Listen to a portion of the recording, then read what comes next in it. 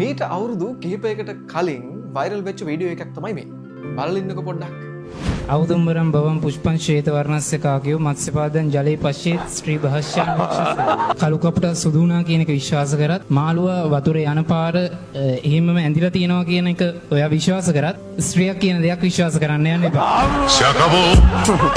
මේ කොල්ලට දැන් කෙල්ලෙක් ඉන්නවද කියන්න මම දන්නේ නැහැ. හැබැයි මේ කිව්වේ මොකක්ද කියලා අපි හොඳට හොයලා බලන්න ඕනේ. අතීතයේ ඉන්දියාවේ බ්‍රාහ්මණ යුගයේදී කාන්තාවන්ට තිබුණේ බොහොම පහත් තත්ත්වයක්.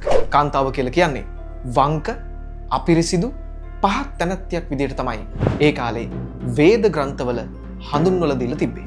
මේ වේද ග්‍රන්ථවල තියෙන ශ්ලෝකයක් තමයි මේ පිරිමි ළමයා මේ කිව්වේ. ලංකාවේ බුදුදහම පිහිටෙව්වා කියලා කිව්වට ඇත්තටම ඒ අතරේ බමුණු මතත් නැත්තෙම නැහැ. ඒකට උදාහරණයක් තමයි මේ මම පෙන්වන්නේ. ඉගෙන ගන්න කාලේ ඉගෙන ගන්න. ඒක බොහොම හොඳ දෙයක්. හැබැයි තරුණ වෙලා මේක කියන්න ගියාම සමහර අය වේලාසනම කසාද බඳිනවා. එහෙම නැත්නම් ඔයාලා වගේ ගෙදරටම නාකි වෙනවා.